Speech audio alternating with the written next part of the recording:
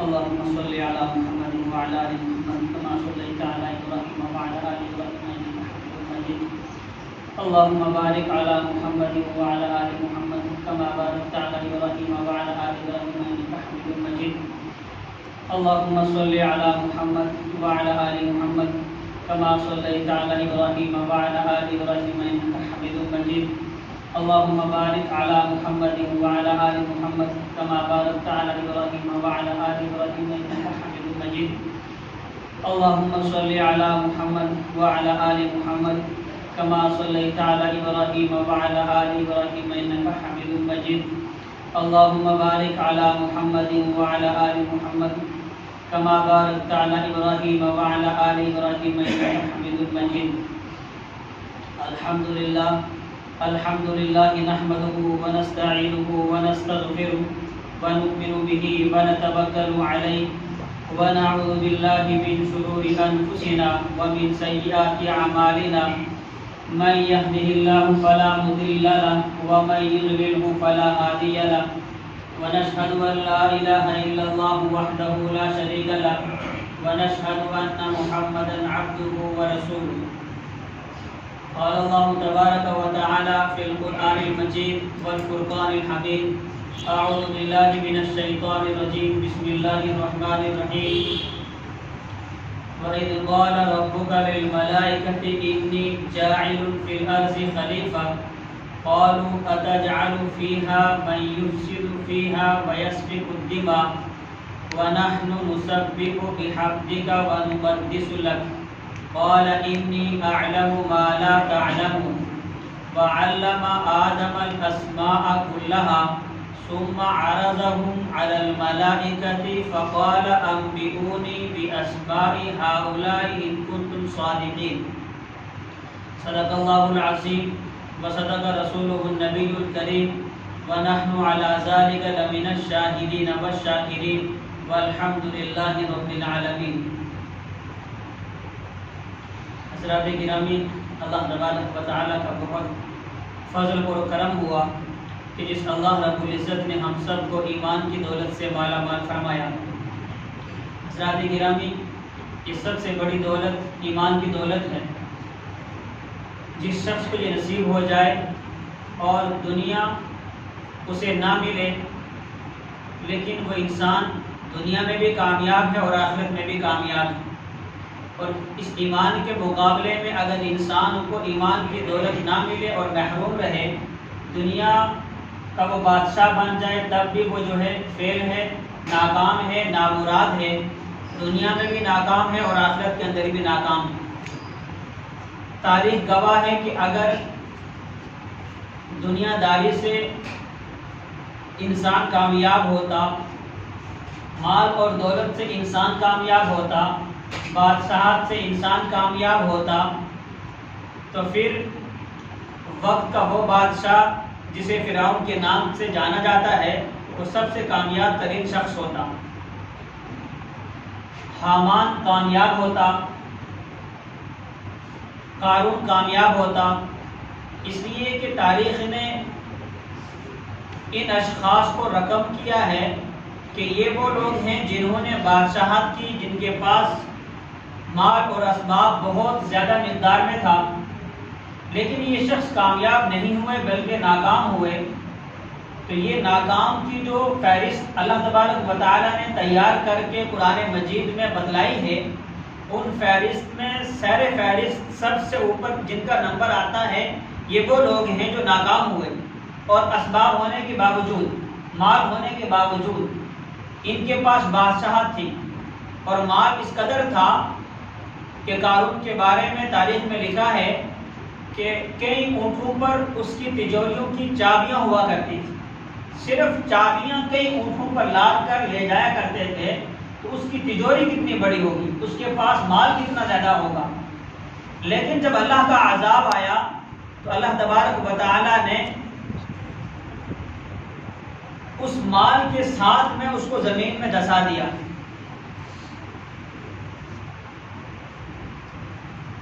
یہ جو دنیا کی کامیابی ہے اور آخرت کی کامیابی ہے، یہ صرف دین اسلام میں ہے. اور دین اسلام میں کامیابی اس وقت ممکن ہے جب یہ انسان اس دین پر چلے گا، اس پر محنت کرے گا، مشقت برداشت کرے گا، جدوجہد کرے گا،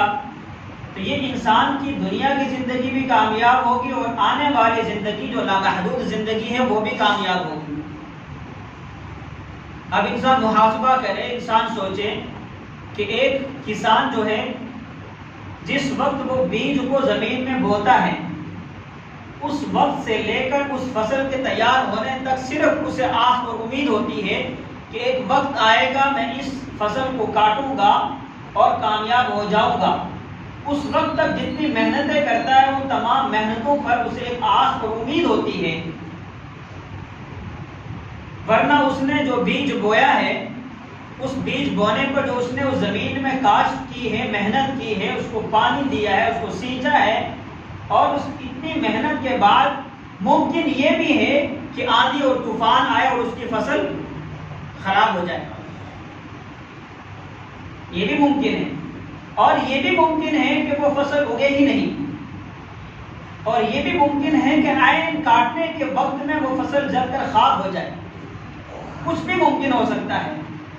اور پھر فصل کاٹنے کے بعد یہ بھی ممکن ہے کہ جو اس نے محنت کی ہے، مشقت برداشت کی ہے، جو اس نے خرچ کیا ہے، اس کے بعد اس فصل کو کاٹنے کے بعد جب وہ بیچنے کا وقت آئے تو اس کے دام اتنے نہ ملیں جو اس کو ملنے چاہیے تھے، تو وہ ناکام۔ اس تمام کے باوجود وہ کسان محنت کرتا ہی رہتا ہے، پیچھے نہیں ہٹتا، ان چیزوں کو نہیں سوچتا کہ اگر حادثہ ہو گیا فصل کے ساتھ، اگر جو اس کے دام کم مل گئے، اگر یہ فصل تیار نہ ہوئی، یا آندھی اور طوفان کی صورت میں کچھ ایسا حادثہ ہوا، ان تمام چیزوں کو سوچے بغیر وہ لگا رہتا ہے، محنت کرتا ہے، تو محنت کے بعد اسے پھل ملتا ہے۔ اور اس دنیا داری میں، جس دارالاسباب میں ہم اور آپ جی رہے ہیں، ادنا سی چیز کے لیے بھی انسان کو محنت کرنی پڑتی ہے، مشقت برداشت کرنی پڑتی ہے۔ ایک گیس جلانے کے لیے جو ماچس کی ضرورت ہے، اس کے لیے بھی بندہ وقت کو نکالے گا، دکان تک جائے گا، اور 1 ہی روپے کی ماچس آتی ہے، اس کو بھی جو ہے لانے میں مال خرچ کرے گا۔ تو معلوم ہوا کہ ادنا سی چیز کے لیے بھی قربانی وقت کی بھی لگتی ہے، اور قربانی مال کی بھی لگتی ہے، تب جا کر وہ ہم تک پہنچتی ہے۔ تو ہم اور آپ اندازہ لگائیں اس ایمان کا کہ جو اتنا قیمتی ہے، کہ جس ایمان پر اللہ تبارک و تعالی نے فرمایا کہ اگر ایک بھی ایمان والا اس دنیا میں ہے، اس آسمان کے نیچے، اس زمین کے اوپر، اور اس تمام کائنات کا جو نظام اللہ پاک نے بنایا ہے، اللہ پاک فرماتے ہیں کہ یہ نظام تب تک چلتا رہے گا، یہ چاند اپنے وقت پر نکلے گا، سورج اپنے وقت پر نکلے گا، ستارے اپنے وقت پر نکلیں گے، اور ان تمام سیاروں کا، ستاروں کا نظام چلتا رہے گا، سورج چاند کا نظام چلتا رہے گا، زمین آسمان کا نظام چلتا رہے گا، زمین سے جو فصلیں اگتی ہیں یہ اگتی رہیں گی، جو فصلیں پکتی ہیں سورج کے ذریعے سے وہ پکتی رہیں گی، یہ تمام نظام تب تک چلے گا تب تک ایک ایمان والا اس دنیا میں قائم اور دائم ہے۔ اب آپ اندازہ لگائیں کہ ایمان کتنا قیمتی ہے، کہ اللہ پاک نے اتنا بڑا نظام اس ایمان والے کی بدولت رکھا ہوا ہے۔ جیسے ہی یہ ایمان والا اس دنیا سے چلا جائے گا، اس دنیا کے اندر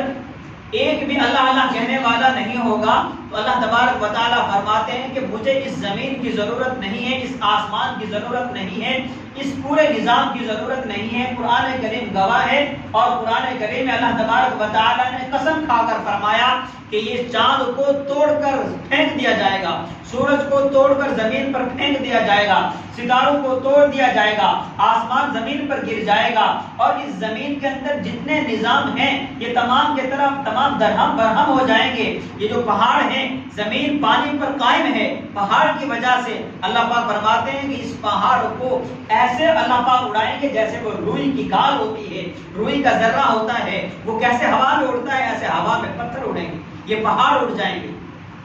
پھر یہ جو دریا ہیں، یہ نالی ہیں، یہ ندی ہیں، یہ پانی ہیں، ان تمام کو اللہ تبارک و تعالیٰ اس طریقے سے ختم فرما دیں گے کہ زلزلہ آئے گا، اس زلزلے میں تمام اونچ نیچ، تمام جو ہے جہاں خشکی ہے، جہاں تری ہے، جہاں پانی ہے، جہاں پانی نہیں ہے، سب برابر ہو جائے گا۔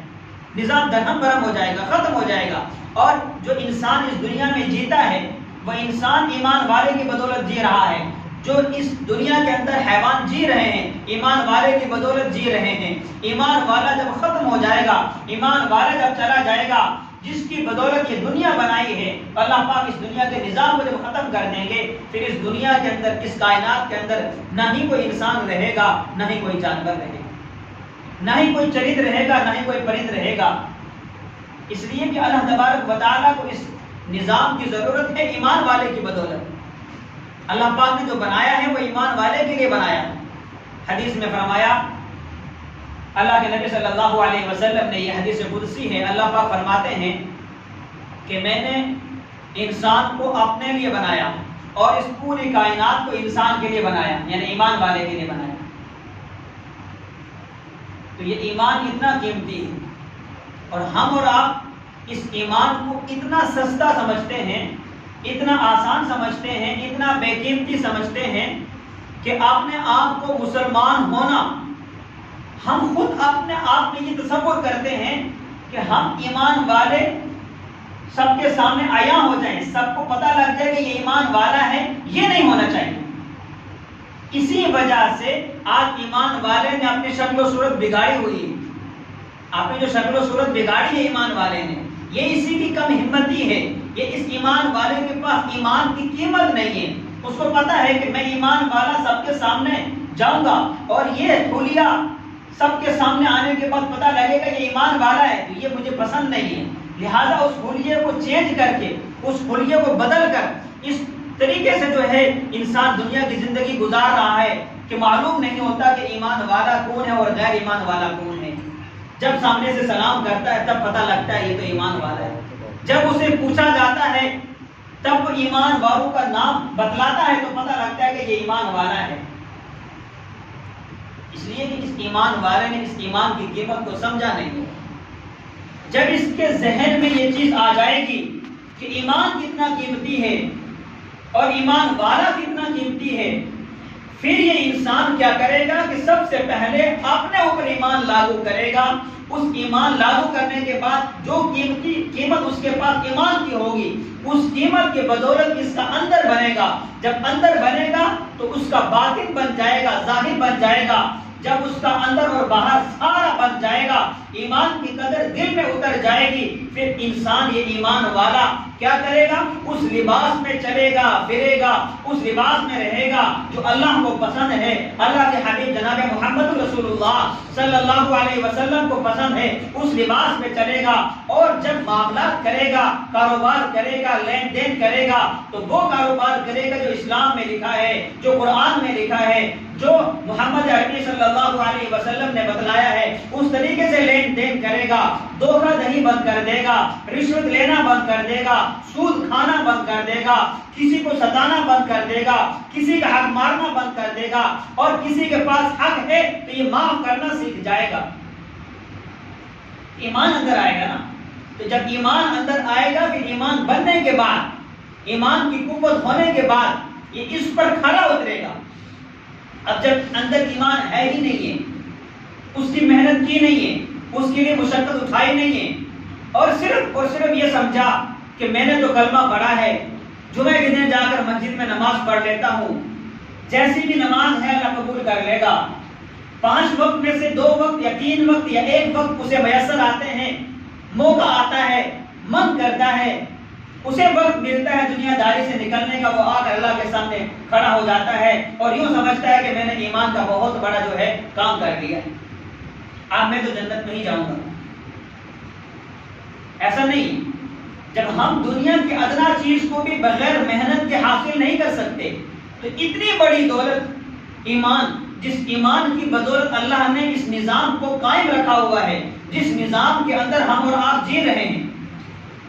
اللہ پاک نے کسی انسان یا جانور پر پانی کو بند نہیں کیا،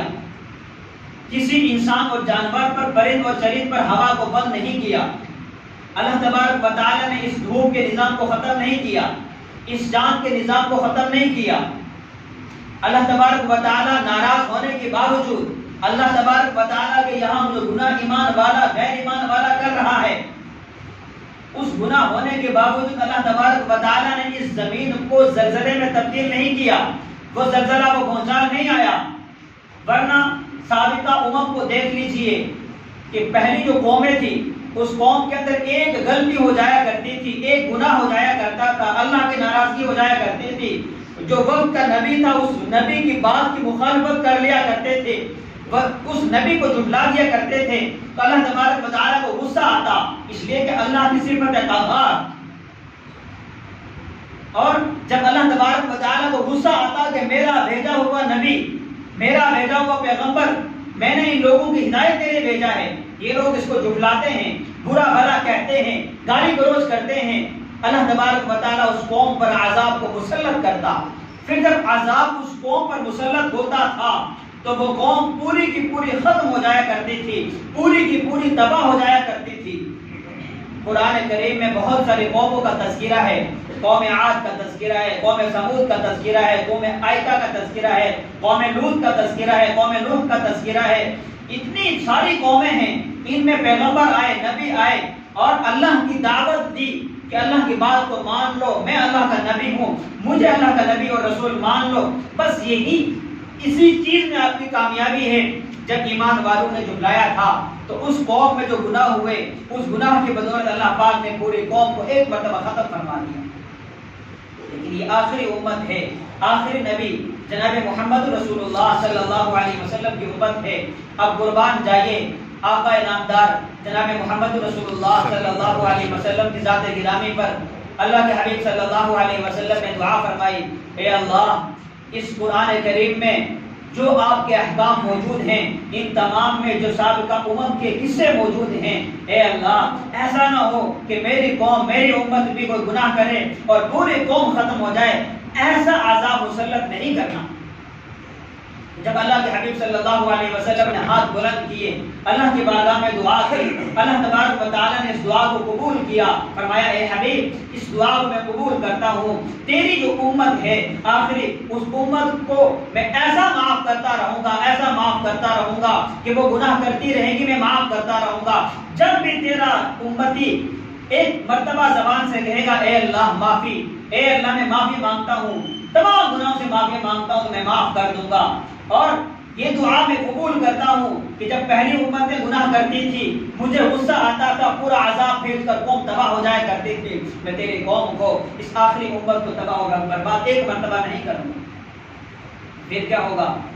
ایک مرتبہ تو تباہ نہیں ہوئی،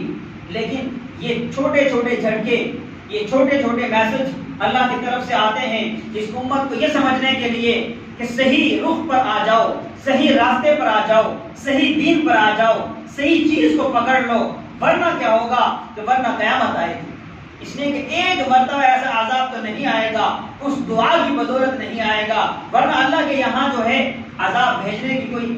تاخیر نہیں ہے۔ اس قوم کے اندر بھی آپ اندازہ لگائیں کہ کتنی سود خوری ہے، رشوت خوری کتنی ہے، بیٹیوں کے ساتھ زیادتی کتنی زیادہ ہے، ماں باپ کے ساتھ بدسلوکی کتنی زیادہ ہے، اور انسانیت شرمسار ہو جاتی ہے۔ ایسے واقعات کتنے رونما ہوتے ہیں روز مرہ میں، ہر دن میں، ہر آئے دن میں، ہر ایک گھنٹے میں ایک واقعہ نکلتا ہے کہ انسانیت شرمسار ہو جاتی ہے۔ تو اللہ کو غصہ نہیں آئے گا، اللہ عذاب نہیں بھیجے گا، لیکن اللہ نے اپنے حبیب کی دعا کو قبول کیا ہے، پوری قوم پر ایک مرتبہ عذاب نہیں آئے گا۔ لیکن جو چھوٹے چھوٹے میسج ہیں وہ یہ ہیں کہ اللہ تبارک و تعالیٰ کبھی کہیں پر سیلاب کی صورت میں، آندھی طوفان کی صورت میں، ہلکے جھٹکے زلزلے کے دے کر اللہ تبارک و تعالیٰ یہ پیغام دینا چاہتے ہیں کہ اے قوم سدھر جاؤ، سیدھے راستے پر آ جاؤ۔ اس لیے کہ اللہ کے حبیب صلی اللہ علیہ وسلم نے قرآن کریم میں فرمایا، اللہ پاک فرماتے ہیں وَإِذْ قَالَ رَبُّكَ لِلْمَلَائِكَةِ، اس انسانیت سے پہلے اللہ تبارک و تعالیٰ نے فرشتوں کو بنایا، پیدا کیا۔ فرشتوں کو جس مادے سے پیدا کیا وہ خیر کا مادہ تھا، فرشتے اللہ کی عبادت کیا کرتے تھے، جس عبادت کی اللہ کو ضرورت نہیں ہے، اس لیے کہ اللہ نے اپنے تعارف کے لیے مخلوق کو پیدا کیا ہے۔ اس مخلوق کے اندر فرشتے بھی ہیں، اس مخلوق کے اندر انسان بھی ہیں، اس مخلوق کے اندر جنات بھی ہیں، 18,000 مخلوق ہیں۔ 18,000 مخلوقات کو اللہ تبارک و تعالیٰ نے جو پیدا کیا، حدیث قدسی میں اللہ پاک فرماتے ہیں کنت کنز مخفیا، میں ایک پوشیدہ خزانہ تھا، فَأَحْبَبْتُ أَنْ أُعْرَفَ، میں نے چاہا کہ میرا تعارف ہو، میری پہچان ہو، فَخَلَقْتُ الْخَلْقَ، تو میں نے مخلوق کو پیدا کر دیا۔ یہ اللہ پاک فرماتے ہیں تو جو مخلوق کو اللہ پاک نے پیدا کیا ہے یہ اللہ کی معرفت کے لیے، اللہ کی پہچان کے لیے، اللہ کے تعارف کے لیے کہ اللہ ہے کون ہے، اللہ کی قدرت کیا ہے۔ لیکن ان تمام مخلوقات میں سے اللہ نے انسان کو چنا، اس کو اپنا نائب بنایا، اس کو اپنا خلیفہ بنایا، فرشتوں کو چیلنج دیا۔ فرشتے پہلے پیدا ہو چکے تھے، فرشتے اللہ کی عبادت میں سب سے آگے تھے، اتنی عبادت انسان کر ہی نہیں سکتا جتنی عبادت فرشتے کرتے ہیں۔ لیکن اللہ پاک فرماتے ہیں وَإِذْ قَالَ رَبُّكَ لِلْمَلَائِكَةِ، فرشتوں سے فرماتے ہیں اِنِّي جَاعِلٌ فِي الْأَرْضِ خلیفہ، اس زمین کے اندر میں اپنا خلیفہ بناؤں گا، اپنا نائب بناؤں گا۔ فرشتے کیا کہتے ہیں؟ قالوا اتجعل فيها من يفسد فيها ويسفك الدماء، آپ ایک ایسی مخلوق کو دنیا میں بھیجیں گے اور اپنا نائب بنائیں گے جو خون بہائیں گے، فساد مچائیں گے، تو آپ کی عبادت کیا کریں گے؟ وہ آپ کا تعارف کیا کروائیں گے؟ وہ تو آپس میں لڑیں گے، ایک دوسرے کا خون کریں گے۔ جب یہ خون بہائیں گے، فساد مچائیں گے زمین پر، تو یہ آپ کا تعارف تو نہیں ہوا، یہ آپ کی عبادت تو نہیں ہوئی۔ یہ قوم، جس قوم کو آپ پیدا کرنا چاہتے ہیں، جس انسان کو، یہ انسان کا تو یہ کام رہے گا۔ یہ فرشتوں نے کہا قالوا فيها من يفسد فيها ويسفك الدماء، اور پھر آگے فرشتے کہتے ہیں وَنَحْنُ نُسَبِّحُ بِحَمْدِكَ وَنُقَدِّسُ لَكَ، اے اللہ آپ کو عبادت کی ضرورت ہے، آپ کو تسبیح و تحمید کی ضرورت ہے۔ وَنَحْنُ، اور ہم، نُسَبِّحُ، آپ کی تسبیح بیان کرتے ہیں، وَنُقَدِّسُ لَكَ، آپ کی تحمید بیان کرتے ہیں، یعنی آپ کی بڑائی کو ہم بیان کر رہے ہیں۔ وَنَحْنُ نُسَبِّحُ بِحَمْدِكَ وَنُقَدِّسُ لَكَ، اب فرشتوں کا یہ جواب اس لیے تھا کہ ہم آپ کی عبادت کے لیے بھی کافی ہیں، آپ کے تعارف کے لیے بھی کافی ہیں، آپ کو ایسا خلیفہ بنانے کی ضرورت نہیں ہے جو خلیفہ، جس انسان کو آپ بناؤ گے وہ آپس میں فساد مچائیں گے۔ اللہ پاک فرماتے ہیں قال انی اعلم ما لا تعلمون، جس بات کو میں جانتا ہوں وہ آپ نہیں جانتے۔ اس انسان کو اللہ پاک نے جو خلیفہ بنایا ہے تو اس لیے بنایا کہ یہ انسان اللہ کی عبادت کرے، اللہ کا تعارف دوسری قوموں میں کرائے، اللہ کا تعارف دوسری مخلوقات میں کرائے، اور سب سے پہلے اپنے آپ کو اس ایمان پر کھڑا کرے۔ جب یہ ایمان والا اپنی ذات سے ایمان پر کھڑا ہوگا، اسلام پر کھڑا ہوگا، اللہ کو جانے اور پہچانے گا، اللہ کا تعارف خود ہوگا، پھر یہ اللہ کا تعارف دوسرے کو کرائے گا۔ یہ انسان کے پیدا کرنے کا مقصد ہے۔ اللہ پاک ہم سب کو دین اسلام کی مکمل سمجھ عطا فرمائے۔ سبحان ربک رب العزت عما یصفون وسلام علی المرسلین والحمد للہ رب العالمین۔ سنت ادا کریں۔